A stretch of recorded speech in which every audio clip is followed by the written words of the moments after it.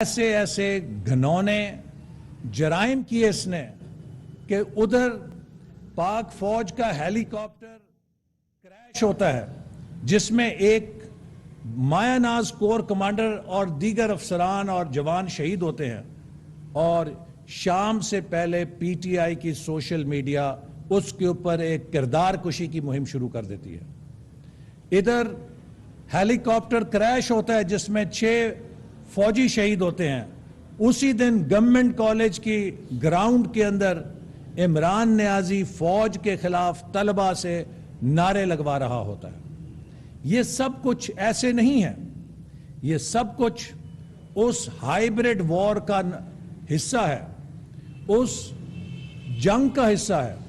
جو عمران نیازی کے فورن ڈونرز، غیر ملکی ممنوعہ فنڈنگ کرنے والے عمران نیازی سے پاکستان کے اندر انتشار، انارکی اور انسٹیٹیوشنل کولیپس پیدا کرنے کے لیے کام لے رہے ہیں،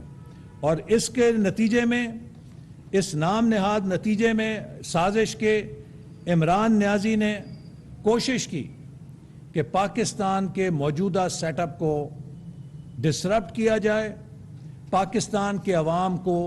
پاکستان کے قومی اداروں کے خلاف کھڑا کیا جائے۔ اور اس بیمار سوچ کا آپ اندازہ اس سے کر لیجئے کہ 1/3 ملک سیلاب کے اندر، اس موسمیاتی تبدیلی کی بارشوں اور سیلاب کے اندر ڈوبا ہوا ہے،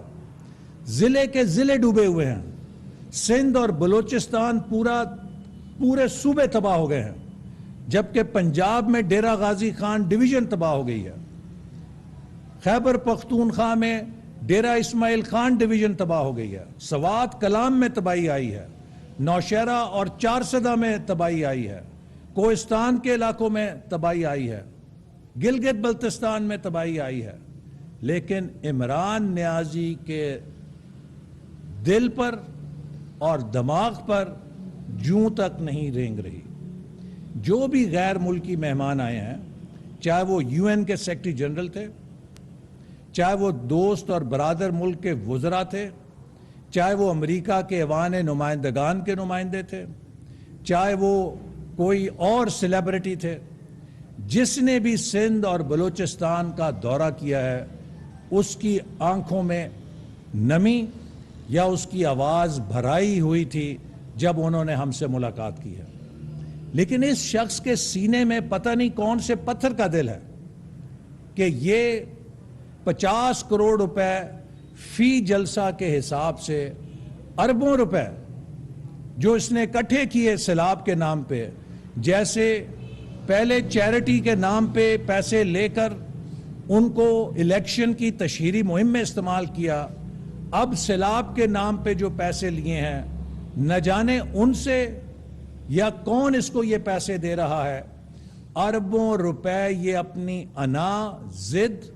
اور خود غرضی کی سیاست کی نظر کر کے اس کو جلسوں کی پڑی ہوئی ہے،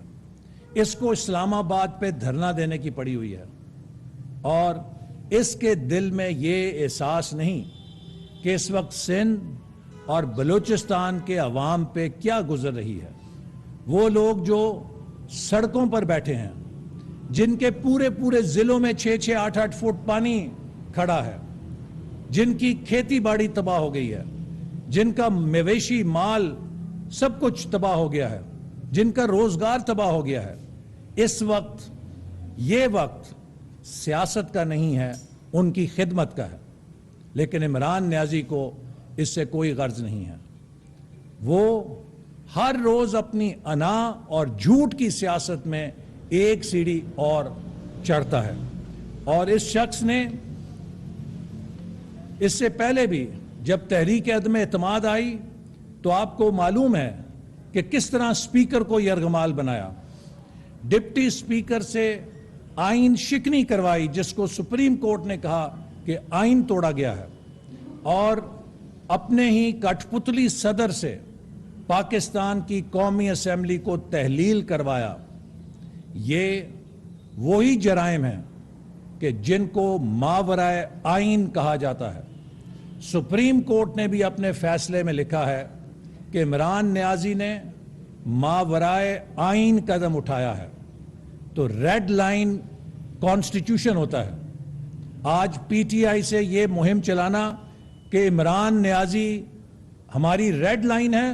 पाकिस्तान के अवाम की रेड लाइन पाकिस्तान का आइन और कानून है। इमरान नियाजी ने बहुत सारी रेड लाइंस क्रॉस कर ली हैं। आइन की रेड लाइन को क्रॉस किया है, कानून की रेड लाइन को क्रॉस किया है, अपने उस हल्फ की रेड लाइन को क्रॉस किया है जो बहसियत वजीर आजम उसने उठाई थी। जो हल्फ वजीर आजम का है उसमें लिखा है कि मैं पाकिस्तान के रियासत के मफादात पर अपने किसी मफाद को तरजीह नहीं दूंगा। और एक साइफर को डॉक्टर करके, एक साइफर को अपने मर्जी के मतलब पहना के पाकिस्तान की सफारतकारी की बुनियाद को ढा दिया इमरान नियाजी ने, और पाकिस्तान की डिप्लोमेटिक जो पूरी इमारत थी उसकी बुनियाद पे ऊपर हमला किया है। तो इमरान नियाजी साहब, आपने आइन की रेड लाइन क्रॉस की है, आपने कानून की रेड लाइन क्रॉस की है, आपने अपने वजीर आजम के हल्फ की रेड लाइन क्रॉस की है, आपने कौमी इदारों की तौहीन की रेड लाइन क्रॉस की है, आपने पाक फौज के ऊपर हमले करके और नहायत ही शर्मनाक और घटिया हमले करके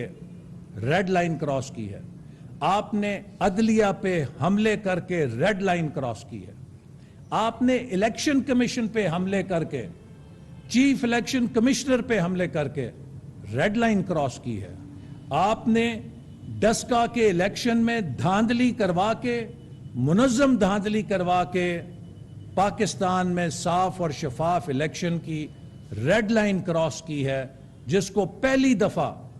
एक सबूत के साथ पकड़ा गया है कि एक धांधली वाली और बैलेट चोर हुकूमत जो है उसके ऊपर मोहर लगी है। आपने उस रेड लाइन को भी क्रॉस किया है। इमरान नियाजी साहब, आपने फॉरेन फंडिंग की रेड लाइन को क्रॉस किया है, आपने ममनुआ फंडिंग की रेड लाइन को क्रॉस किया है, आपने तोशा खाना की रेड लाइन को क्रॉस किया है, आपने नालायकी की रेड लाइन को क्रॉस किया है, आपने नाअहली की रेड लाइंस को क्रॉस किया है, और आपने हर किस्म के फ्रॉड और झूठ की रेड लाइंस को क्रॉस किया है। आज पाकिस्तान के गरीब अवाम जिस महंगाई की चक्की में पिस रहे हैं, ये आपका दिया हुआ तोहफा है, ये आपके बखेरे हुए कांटे हैं जो आप छोड़ कर गए हैं। और जो पीटीआई का शख्स बहुत दावे करता है कि हमने बड़ी अच्छी मईशत छोड़ी, मैं सिर्फ उससे दो सवाल करना चाहता हूं। और इमरान नियाजी साहब, आप मेरे सिर्फ दो सवालों का जवाब दे दें। जब 2018 में हमने हुकूमत छोड़ी तो पाकिस्तान का तरक्याती बजट 1000 अरब था। जब 2022 में हमें हुकूमत मिली, 4 साल बाद इसे 2000 अरब होना चाहिए था। ये 550 अरब क्यों था? जब हम 4 साल बाद हुकूमत में आए तो वजारत खजाना ने उस 550 अरब के रिड्यूस्ड डेवलपमेंट बजट को आखिरी सेमाही में, अप्रैल, मई और जून में आखिरी सेमाही की किस्त अदा करने से इनकार क्यों किया? इसका मतलब यह है कि आप खजाना खाली कर गए थे, आप झाड़ू फेर कर गए। और आपके जब हुकूमत आपने छोड़ी है तो पाकिस्तान का खसारा, पाकिस्तान का कर्जा बेकाबू हो चुका था, और आप पाकिस्तान को डिफॉल्ट की तरफ लेकर जा रहे थे ताकि पाकिस्तान डिफॉल्ट करे और इसके बाद फिर पाकिस्तान को उस सूरत हाल का सामना करना पड़े जहां उस डिफॉल्ट से निकलने के लिए हमें अपने कलीदी मफादात और कौमी प्रोग्राम पर समझौता करना पड़ता। पीडीएम की क़यादत ने तहरीक अदम एतमाद पर इत्तफाक के राय से इसलिए आपको हुकूमत से निकाला कि हम पाकिस्तान को डिफॉल्ट से बचाना चाहते थे। जब आपने हुकूमत छोड़ी तो पूरी दुनिया में शर्तें लग रही थीं कि पाकिस्तान 2 हफ्ते में या 4 हफ्ते में श्रीलंका बनेगा। अल्हम्दुलिल्लाह آج 4 مہینے کے بعد پاکستان کے دیوالیہ ہونے کی دنیا میں کوئی شرط نہیں لگا رہا. ہم نے پاکستان کو ریسکیو کیا ہے. جیسے سیلاب زدگان کو پہلے مرحلے میں ریسکیو کیا جاتا ہے پھر ریہیبلیٹیٹ کیا جاتا ہے, ہم نے بھی پاکستان کی معیشت کو آپ کی نااہلی, نالائکی اور ناکامی کے سیلاب سے ریسکیو کیا ہے, واپس لے کر آئے ہیں دیوالیہ ہونے سے, اور اب اس کو ریہیبلیٹیٹ کر رہے ہیں. اور انشاءاللہ تعالی بہت جلد آپ دیکھیں گے کہ آپ کی یہ جو نالائکی اور نااہلی کے کانٹے ہیں, ہم انہیں چک کر دوبارہ پاکستان کے چمن میں وہی پھول سجائیں گے جو ہم نے 2017-18 میں چھوڑے تھے. پھر سی پیک کو ہم ریوائیو کر رہے ہیں اور وہ پاکستان کی ترقی کا منصوبہ بنے گا. پاکستان امریکہ نالج کوریڈور کو ہم بحال کر رہے ہیں تاکہ ہمارے نوجوان جدید ترین تعلیم حاصل کر کے پاکستان آئیں اور پاکستان کو ترقی کی طرف لے کر جائیں. ناروال میں وفاقی وزیر منصوبہ بندی و ترقی احسن اقبال میڈیا سے گفتگو کر رہے ہیں.